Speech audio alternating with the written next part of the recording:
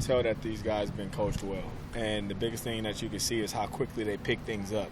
It's like a lot of things that even I may say or another coach may say, it's not the first time they've heard it. They've heard it before. So it's an easy transition as far as them getting to know what they need to do.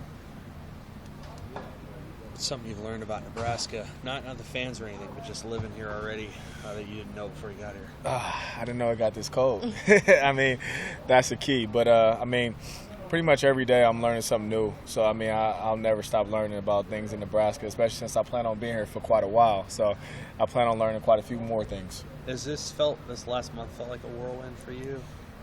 Yeah, but, it's been a pleasant surprise as far as all good. I can't say one even small, remotely, like, negative or bad thing. Like, everything for me so far since I've been here has been great. And they did kind of get you here right before the big, Arctic freeze kind of started. Was that, a shock to the system? Nah, I kind of knew that it would get colder here, and especially since, where I went to college and the different cold places I've lived in the cold, so it's not that bad. I just didn't expect it to come this soon. So, I'm getting adjusted to it, and Coach Riley, he loves to practice outside, so it's not that bad.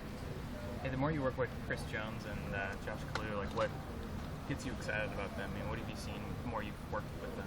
It's kind of the same thing that I said a while ago, like when I first got hired. Their size, their speed, how quickly they learn, how smart they are as football players. That kind of stuff is hard to come by. Those are two guys that will play football on Sundays. So anytime you get a chance to coach two guys that get a chance to play on Sundays, you as a coach, you're in heaven. Is it a unique situation to come in somewhere and then you're taking the role that another coach that's already here is moving on to another one? Well, right now, it's pretty much it's still, Coach Stu's role, and he's still kind of pretty much controlling that area and everything. I'm kind of just getting adjusted and just getting to know pretty much the names of everybody on the team and people on the team getting a chance to know me. So right now, I'm just kind of, still a lot of watching and a lot of learning.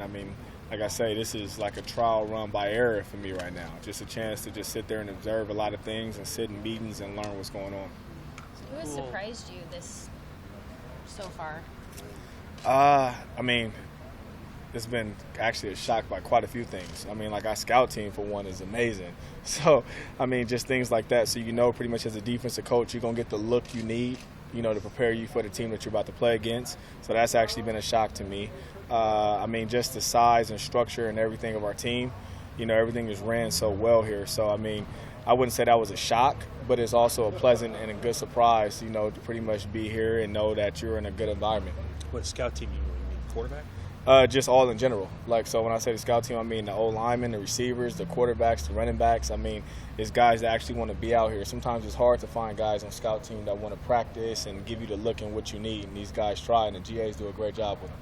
Have you, in the short time you've been here, poked around or peeked around in any of the history of the program? I don't know, some of the players they've had here, some of the trophies they got up in the Yeah, I have looked at the history of the program. It's hard to miss it. It's trophies and it's pictures and everything everywhere. And then the moment that I got hired, literally the moment, Gundy, pretty much our recruiting coordinator, gave me a whole binder full of stuff to read up on. So it was almost like right away I went to back to college and was reading stuff up like I was in a class. So like I said, everybody here has been great for me. So, I'm just learning.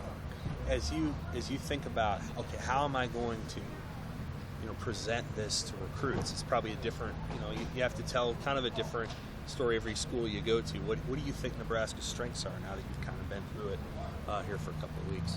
Definitely for me, actually, I don't tell a story as far as recruits, and I don't have a certain pitch or nothing like that. The biggest thing that's always helped me recruiting, like I've said before, is me just being myself. I'm real upfront. I'm real honest. You ask me something, I have nothing to hide. I'm going to tell you exactly how I feel about everything.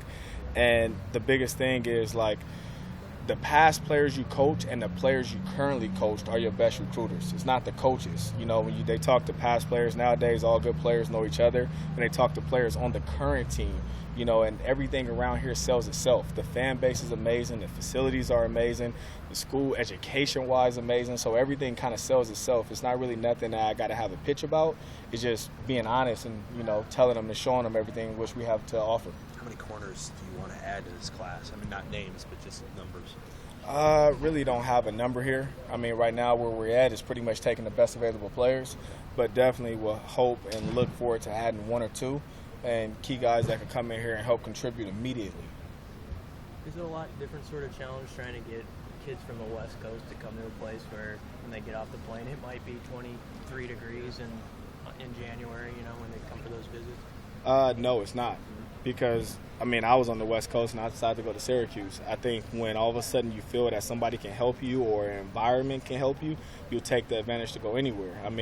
If all of a sudden one of these kids decide to stay on the school on the West Coast and the Buffalo Bills draft them or the Chicago Bears draft them, they're going to be on the first flight going and signing their name. So it's not nothing as far as the weather. The weather is only temporary here. It's going to get hot. It's going to get warm. So if you're used to this environment and this game day and a team from the West Coast come to play, you want it to be like this. So, once you can play any element, it's football. Nothing stops it but lightning.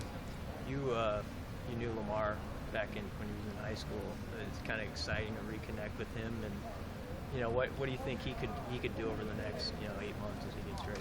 Yeah, I knew Lamar actually for a while. Yeah. Even from my days of being in San Jose, I tried to steal Lamar. I'm glad I didn't. So I'm glad we're here together. But, you could definitely see his size stands out. He's just, like I said, just like Chris Jones and Josh Kalu. He's big, he's fast, he's strong. Just every little thing, which you just got to get Lamar to understand how big he is, but at the same time learn how to cover like a 5'9" guy. And when he needs to be 6'2", 6'3", 210 pounds, like hitting people and being physical, he's big at those moments. So I think he gets it. Lamar's a smart dude. He's adjusted well. Over the first course of his freshman year, it's a lot of things, you come in here with, high as far as, everybody expecting big expectations for you. It's a lot of shoes that you got to fulfill. You say a 5'9" guy, what do you mean? Like turn and run, or what do you mean by that? Just sometimes, like smaller guys already short area quickness and different things like that. They just going to have it. But they don't have at the same time, they don't have 6'2", 6'3". They never could be big. So just at times, he just with pad level, just making sure he stays low and things like that because, his athletic ability is a gift from God. Yeah. Is there a guy in the NFL where you say, love watching that guy, watch his kids, watch this guy's tape?